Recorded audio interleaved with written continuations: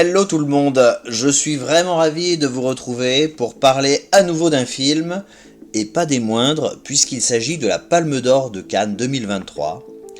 Et c'est un vrai plaisir, puisque cela fait depuis Winter Sleep en 2014 que je n'avais pas été autant enthousiasmé par le film primé. Je préfère en général le Grand Prix du jury, que j'attends aussi avec impatience cette année, puisqu'il s'agit des Feuilles mortes de Aki Kaurismäki.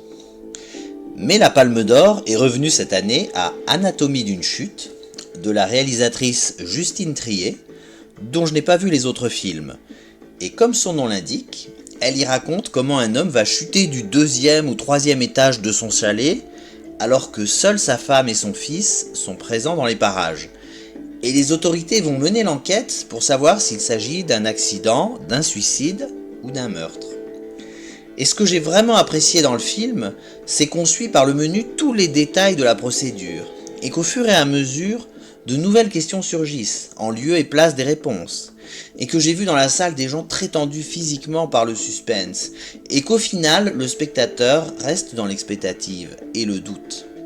C'est un petit peu long, mais on est tellement happé par l'histoire et la réalisation lumineuse de Justine Triet qu'on en redemande de cette exploration minutieuse et il faut bien le dire voyeuriste des relations intimes de cette famille dysfonctionnelle.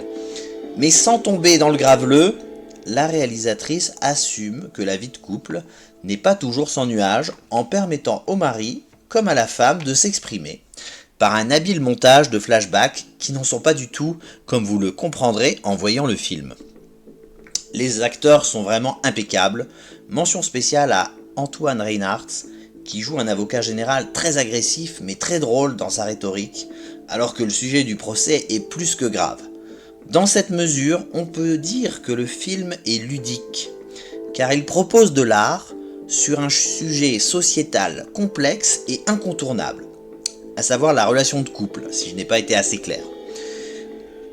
En ce qui concerne les polémiques, je dirais simplement que quelqu'un qui a le talent et l'audience de Justine Triet peut et doit se permettre de mettre en avant ses convictions politiques, surtout si elles vont à l'encontre de la bien-pensance et du pouvoir en place.